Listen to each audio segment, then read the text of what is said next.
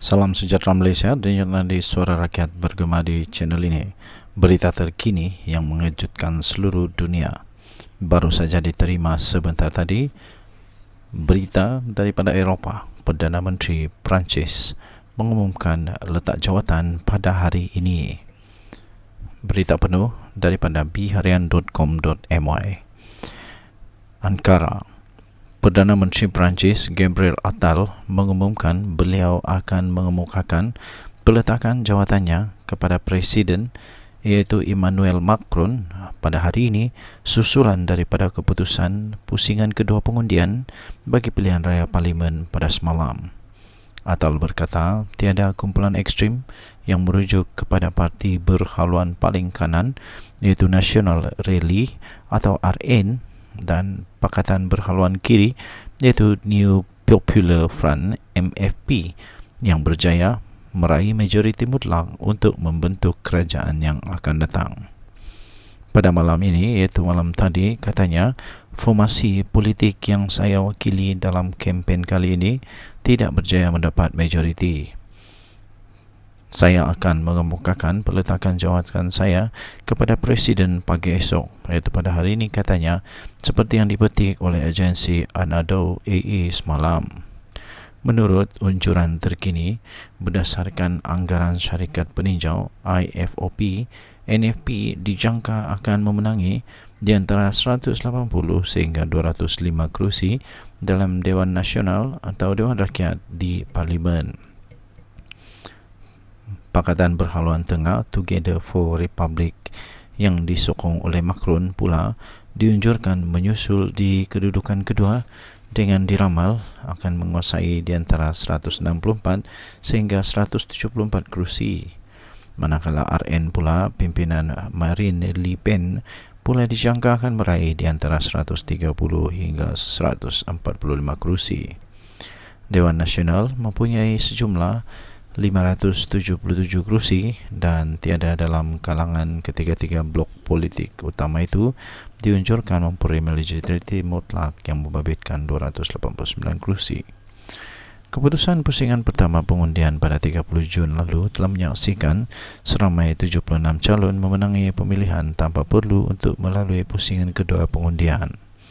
Dalam pusingan pertama pengundian itu, RN mendapat 29.26% undi iaitu 37 kerusi dan kadar itu meningkat kepada 33% apabila digabungkan dengan kerusi yang dimenangi oleh sekutunya.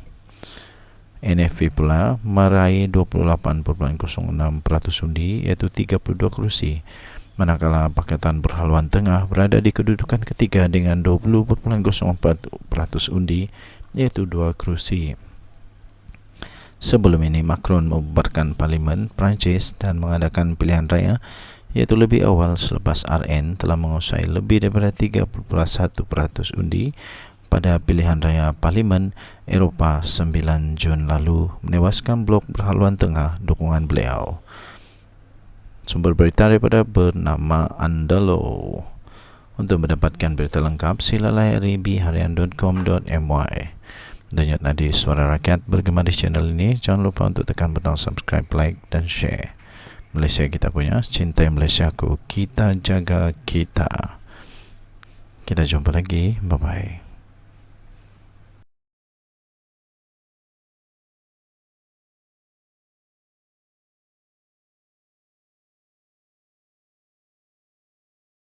Kali pertama Kerajaan Malaysia berurusan tahun 2012. Kemudian kali saya ingat yang pernah yang ada rekod duduk mempelawa BlackRock untuk masuk melabur dan menguruskan harta rakyat Malaysia ni, cuba teka siapa dia. Tahun bila? Bukan Muhyiddin? Siapa? Siapa yang sebenarnya ada mesyuarat mempelawa pelaburan daripada BlackRock ke Malaysia ni? Siapa dia? Mahathir. Bila? November 2018. Tak percaya, pergi ke Facebook Mahathir. Pergi tengok, boleh Google Tun Mahathir BlackRock. Keluar gambar dia di London November 2018 membentangkan potensi pelaburan di Malaysia kepada pengurus-pengurus aset dan dana dunia. Salah satunya ialah BlackRock. Bukan Anwar Ibrahim saudara-saudari. Anwar Ibrahim masa tu duduk tengah lalala lagi baru keluar penjara. November 2018. Pada masa siapa yang wang KWSP diberikan kepada BlackRock untuk diuruskan? Zaman bila? Zaman Muhyiddin. Jadi benda ni sebenarnya benda yang berlaku zaman dia pun. Itu yang saya kata, zaman dia tak ada masalah, fatwanya lain. Zaman orang lain, fatwanya lain. Dia sama macam Tuan Ibrahim Tuan Man. Bila saya tanya, masa kamu jadi Menteri Air, apa kamu buat? Kenapa kamu tak boleh buat macam kami buat sekarang? Meyakinkan kerajaan persekutuan bahawa untuk menyelesaikan secara menyeluruh masalah air di utara perlukan pelaburan kerajaan persekutuan sebanyak 4 bilion. Kamu kan baik dengan Muhyiddin masa tu. Kenapa kamu tak boleh buat? Dia ada fatwa baru terus. Fatwa dia, Rafizi ni kena pergi sekolah. Aku pergi sekolah lagi tinggi daripada dia lah. Dia kata, Rafizi ni tak faham. Tanggungjawab air ni ialah tanggungjawab negeri, bukan tanggungjawab persekutuan. Dia kena baca perlembagaan persekutuan. Macam mana masa saya jadi Menteri Air, saya nak campur tangan dengan soal air, kerana air ni ialah tanggungjawab negeri. Tengok tak kluk-klek fatwa dia. Orang Kelantan Terengganu kata kluk-klek. Masa air di Kelantan, dia kata, ini tanggungjawab persekutuan. Kerajaan Kelantan ni kita tak ada duit. Sebenarnya kerajaan persekutuan menghukum kita tak bagi duit. Sebab itu air di Kelantan sama macam Starbucks. Zaman fatwa bila di Kelantan. Bila mari di Penang, itu sebenarnya tanggungjawab kerajaan negeri. Tengok kluk-klek dia lah. Sebab dia tak boleh jawab. Baik. Akhirnya saudara-saudari dah. Kita dah tengok siapa yang mula-mula jumpa dengan BlackRock, mempelawa BlackRock ni dengan potensi pelaburan di Malaysia. Tun Mahathir sekarang ni bukan calang-calang orang. Tun Mahathir ni ialah penasihat kepada SG4. Penasihat ekonomi kepada kerajaan-kerajaan di bawah Perikatan Nasional. Mana Sanusi? Kamu kan hebat dan berani. Sultan pun kamu boleh maki. Takkanlah Mahathir kau tak boleh tegur. Kenapa Tun mencemarkan ni maruah Islam dan PAS? Tun yang dulu pergi jumpa dengan BlackRock tahun 2018. Satu benda, satu ayat tak keluar. Sanusi pun tak kata. Menteri Besar Perlis pun tak kata. Menteri Besar Kelantan tak kata. Yang paling cerdik antara Menteri Besar dia orang yang Terengganu pun tak cakap. Tapi tiap-tiap hari boleh tengok di Parlimen macam mana dia putar belikkan untuk bakar emosi rakyat.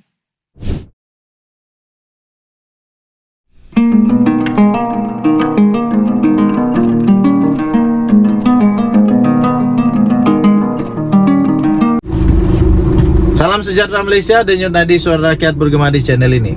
Saya teringat dengan menantu Muhyiddin. Sebab bukan main sekarang Muhyiddin, bukan main di dalam dia punya ceramah, bukan main dia cuba untuk ajar macam mana mentadbir negara. Dia cuba ajar macam mana jadi Perdana Menteri yang bagus. Dia cuba ajar macam mana untuk jadi Perdana Menteri yang bagus. Dia cuba ajar macam mana untuk membantu rakyat.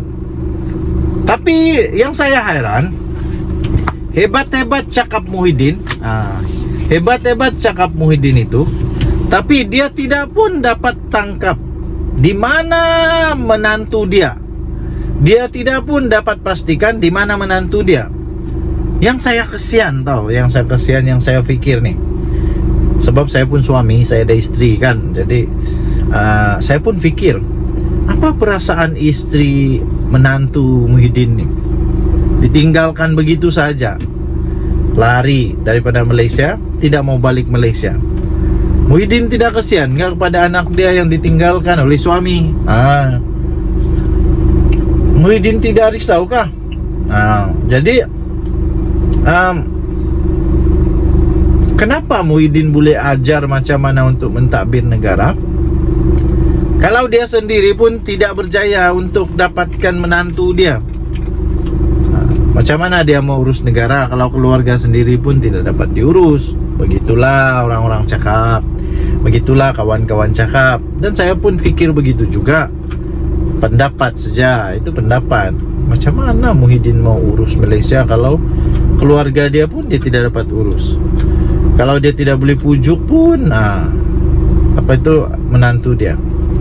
Macam mana dia mau pujuk investor, pelabur-pelabur daripada luar negara untuk melabur di negara Malaysia, untuk datang ke Malaysia, kalau menantu dia pun dia tidak dapat pujuk? Macam mana dia mau buktikan dia Perdana Menteri bagus kalau menantu dia pun dia tidak dapat pujuk? Semua dia tidak tahulah. Susah juga Muhyiddin nih, semua dia tidak tahu. Contoh lagi yang dia tidak tahu, Tok Pa lah. Tok Pa keluar dari Bersatu, dia tidak tahu. Dia tidak tahu. Jadi apa yang Muhyiddin tahu sebenarnya? Apa yang Muhyiddin tahu? Kalau memang betul menantu dia itu makan duit, rasuah, sakau, terlibat dengan rasuah, salah guna kuasa atau apa-apalah, pembaharan wang haram kah, apakah, kenapa Muhyiddin tidak tahu? Dia tidak dapat hidup. Yang ada menantu dia tengah buat salah, kalau ada salah lah. Jadi kalau orang rapat dengan dia pun dia tidak tahu, apalagi orang yang tidak rapat dengan dia. Silap-silap. Lepas ni ramai di belakang dia semua sakau, semua dia tidak tahu. Aduh, pening kepala. Jadi menantu Muhyiddin baliklah. Kesian dekat Muhyiddin. Muhyiddin kena hentam habis-habisan pasal engkau tidak balik Malaysia. Muhyiddin kena hantam mati-matian, habis-habisan, memalukan, dimalukan, macam-macam lah, kerana kamu tidak berani untuk berdepan dengan realiti. Kalau betul, takut apa? Kalau tidak bersalah, mau takut apa? Balik sajalah. Kecuali kamu takut kerana kamu bersalah, itu saja. Tapi ingatlah bahawa ada undang-undang di dunia, di Malaysia, dan ada undang-undang akhirat. Terlepas di dunia, belum tentu terlepas di akhirat. Denyut nadi suara rakyat bergema di channel ini. Jangan lupa tekan butang subscribe, like dan share. Bye-bye. Salam sejahtera Malaysia. Di mana Jolo? Woi, di mana Jolo? Ada kawan tanya saya, Jolo sudah kena tangkap kah? Jolo sudah kena tangkap kah? Sebab tiba-tiba ada berita, kalau saya tidak silap, saya ada baca berita, Jolo bayar balik berapa ratus juta kepada Malaysia itu. Tapi di mana Jolo? Kita mendoakan semoga Interpol, semua polis di seluruh dunia dapat bekerjasama mencari si Jolo ini, dapat bekerjasama untuk memastikan Jolo dapat ditangkap, dapat dihadapkan ke mahkamah. Kita harap-harap supaya Interpol dapat tangkap dia. Ini supaya dapat memberikan penjelasan yang tuntas, siapa sebenarnya yang paling bersalah di dalam kes Jolo ini. Adakah kelalaian Najib, ataupun adakah jenayah bersama dengan Jolo, atau Jolo tipu Najib. Tapi mustahil juga, pening juga saya kalau Najib dengan begitu mudah dapat ditipu oleh Jolo. Takkanlah Najib yang begitu bijak Perdana Menteri kena tipu. Yang paling pelik lagi, kalau Najib kena tipu, takkan pegawai-pegawai Najib pun kena tipu juga. Takkan menteri-menteri Najib pun kena tipu juga.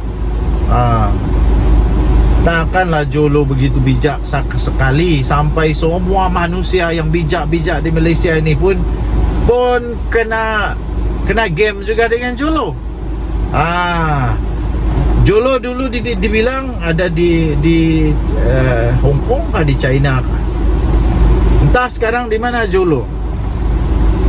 Interpol dapat sudah Jolo kah tidakkah, kita pun tidak pasti. Tapi saya tetap yakin, saya tetap percaya bahawa pihak polis, Interpol dan pihak PDRM masih berusaha untuk mencari Jolo. Saya percaya tidak lama lagi Jolo pasti akan kena cekup juga. Saya percaya dengan satu konsep, dengan satu istilah, yaitu akhirnya kebenaran pasti akan menang. Lari mana pun kalau salah tetap ketahuan juga. Lari mana pun, bertapuklah, bersoroklah di lubang cacing kah, di mana-mana pun kena tangkap juga akhirnya. Indah lama sudah itu, indah lama sudah. Tapi ada dua kesan lah. Kesan yang pertama, kalau Jolo kena tangkap dan dia punya statement itu boleh menyebabkan Najib Razak kalah, itu memang satu perkara yang menakutkan lah untuk Najib Razak.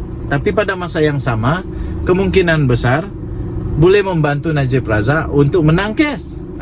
Jadi ada dua kes dia lah. Mungkin ada dua ketakutan lah untuk Najib Razak.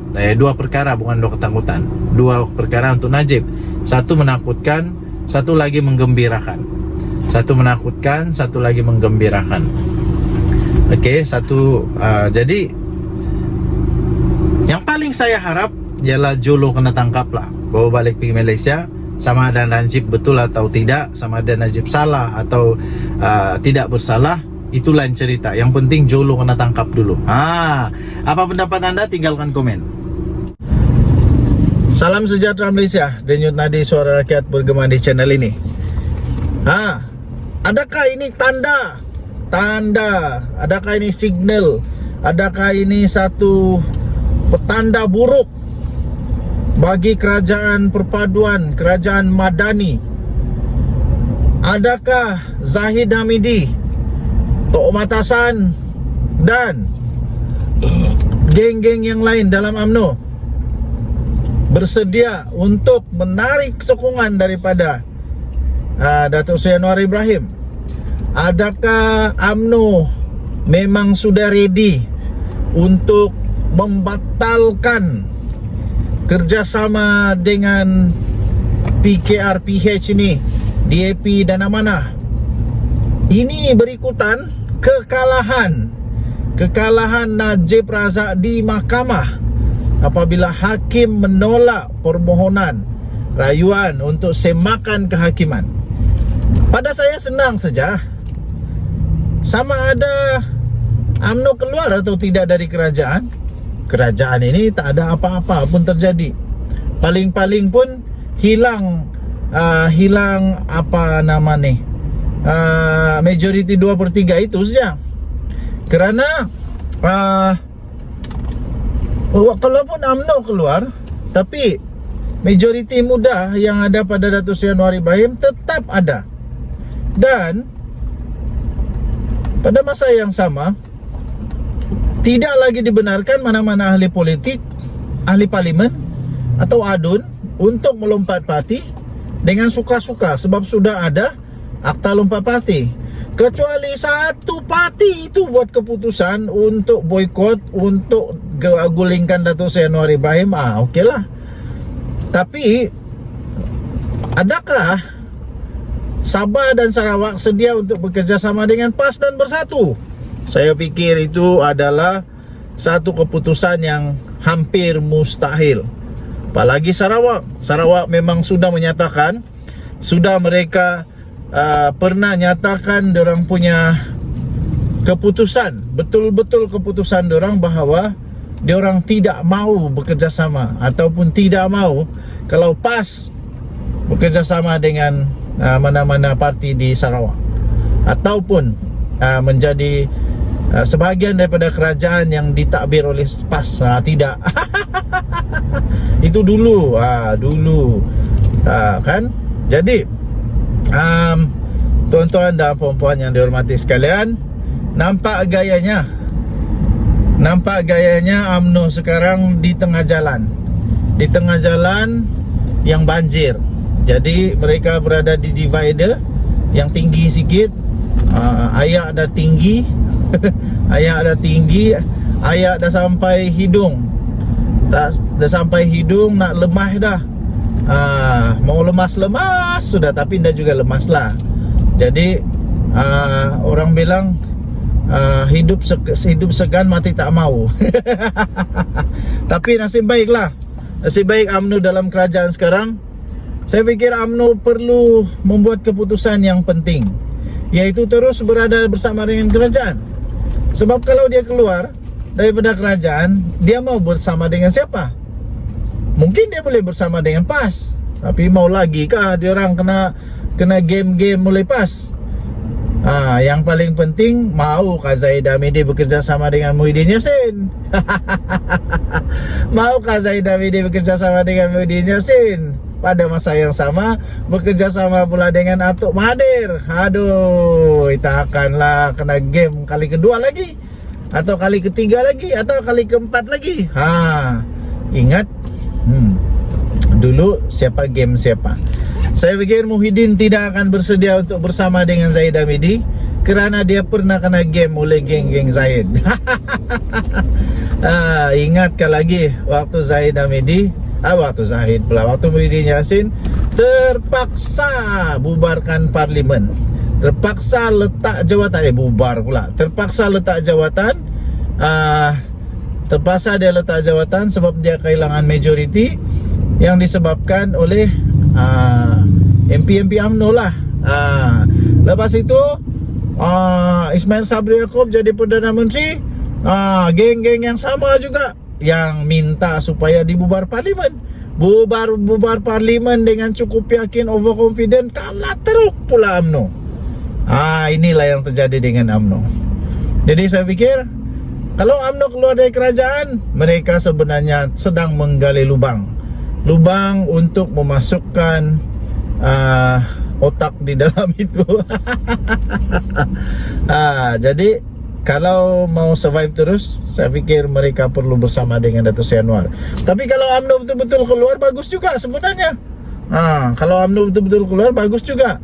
Tidak adalah yang perlu ditanggung oleh Datuk Seri Anwar Ibrahim, yang dipakai oleh ahli pembangkang untuk kenakan senjata, untuk kenakan Datuk Seri Anwar Ibrahim.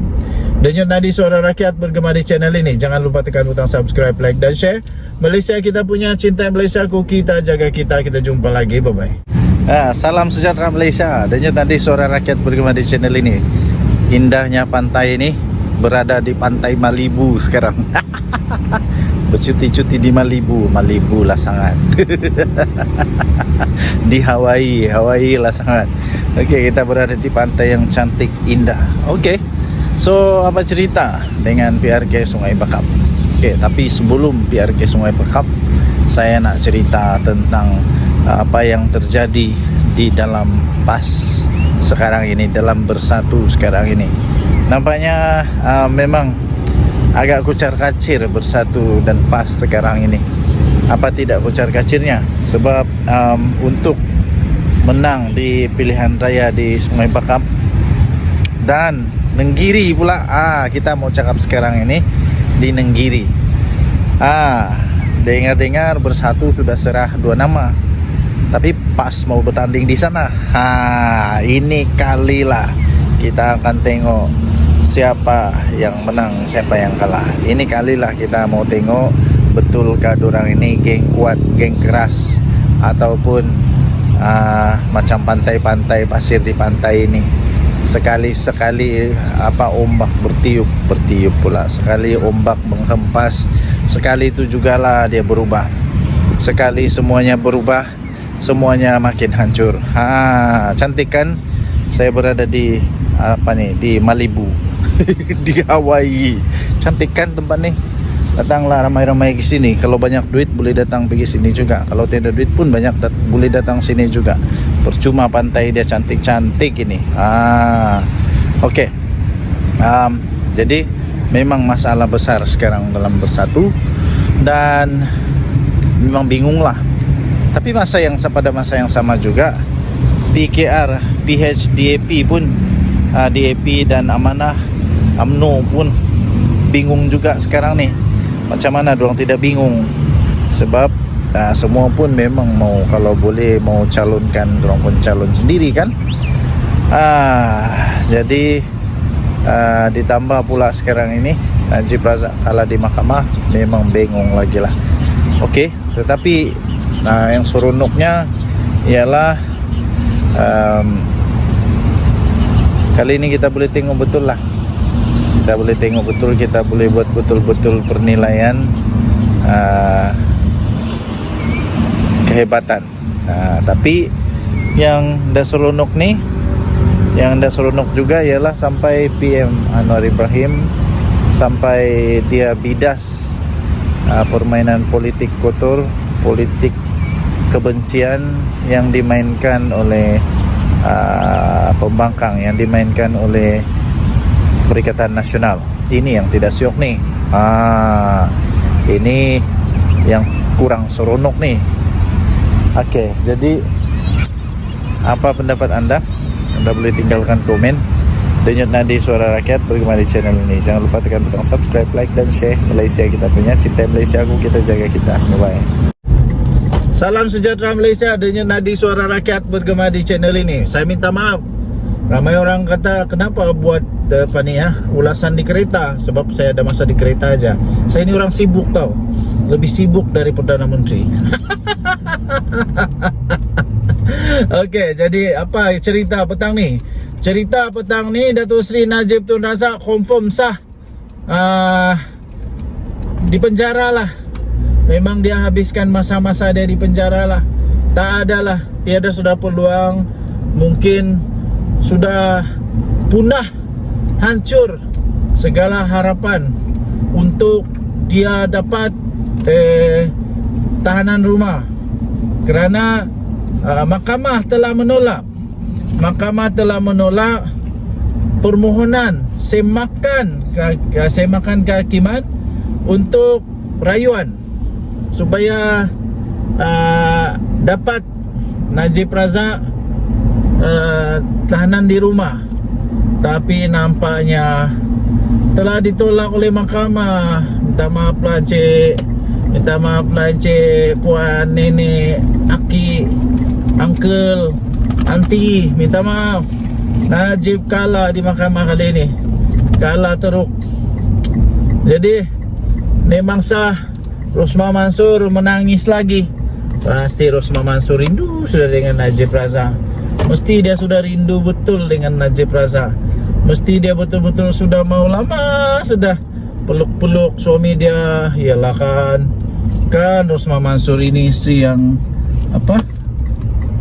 sweet wife. Wey, dia kan sweet wife. Sabah International Convention Center. Kita boleh ke jalan-jalan sini nih. Jadi nampaknya Najib Razak tidak ada lagi peluang untuk dipenjara di rumah. Okey. Jadi dia kalah di mahkamah. Ini satu. Yang lagi satu, nampaknya Najib Razak bakal pula sudah jatuh di timpa tangga rasanya lah. Sebab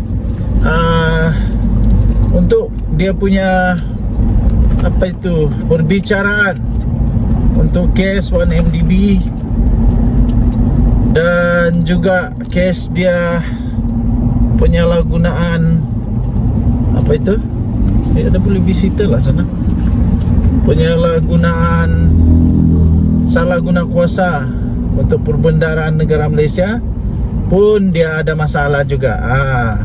Kalau itu dia kalah, lagi teruk berbilion-bilion tu.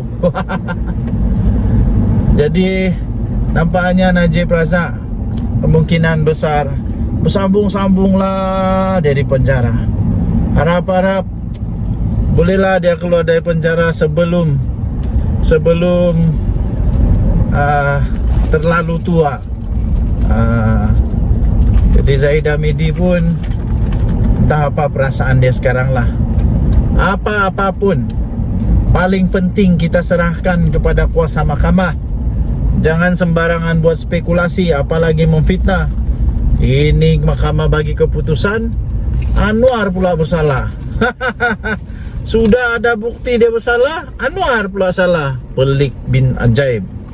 Habis kalau macam itu, tak payahlah kita tinggal di manusia bertamadun. Bagus kita tinggal di hutan yang tiada undang-undang. Kau suka, oke, kasih lepas. Tidak suka, jangan kasih lepas. Mana boleh begitu? Suka kah, tidak kah?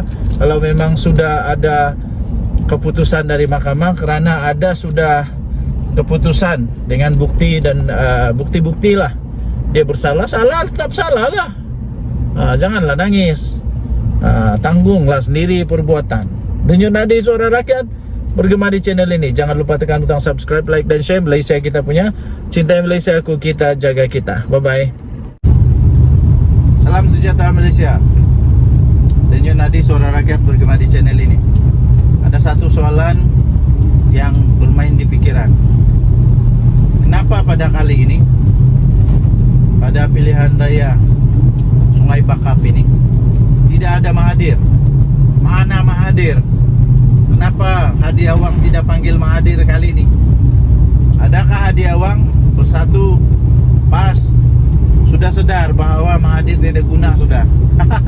Tidak guna sudah, tua sudah, tidak ada pun apa-apa fungsi dia lagi. Malah tidak sudah pun jadi apa? Berharga. Tidak guna lah. Malah mungkin boleh menyebabkan kekalahan. Mungkin begitu. Jadi mana Mahathir sekarang?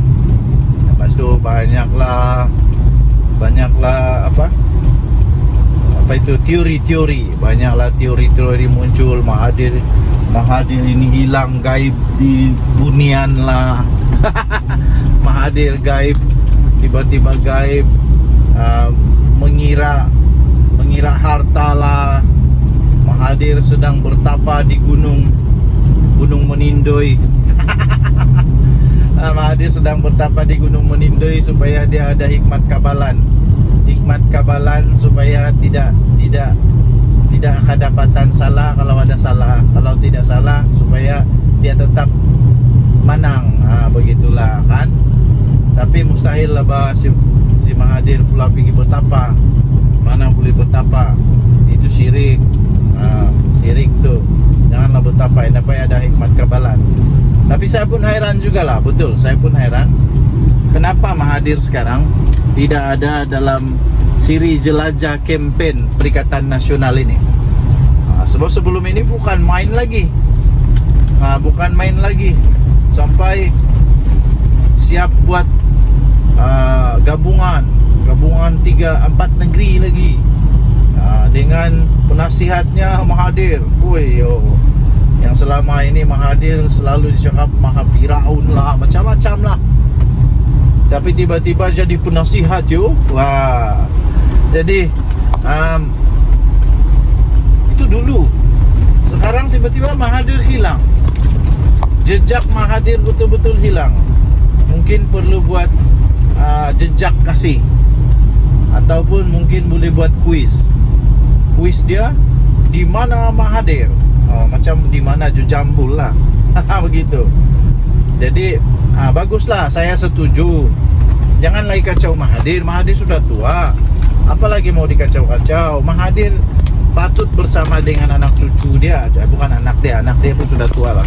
Patut bersama dengan cucu cicit dia patut di masjid kah, di surau kah, beramal jariah, patut begitu, bukan lagi pergi politik yang hadiah wang dengan Muhyiddin, dengan Perikatan Nasional mau kacau Mahathir lagi, ajak bawa sini, bawa jalan sini, bawa jalan sana untuk berkempen lagi. Kenapa? Janganlah, kesian dia tahu, kesian Mahathir sudah tua. Jadi lebih baiklah Mahathir diam-diam saja mengenangkan nasib dia yang pada sudah tua ni, seolah-olah tidak lagi dipakai, tiada guna sudah. Dan yang dulu kawan sudah jadi musuh, yang musuh dulu tiba-tiba jadi kawan. Macam terdesak begitulah kan, macam lah.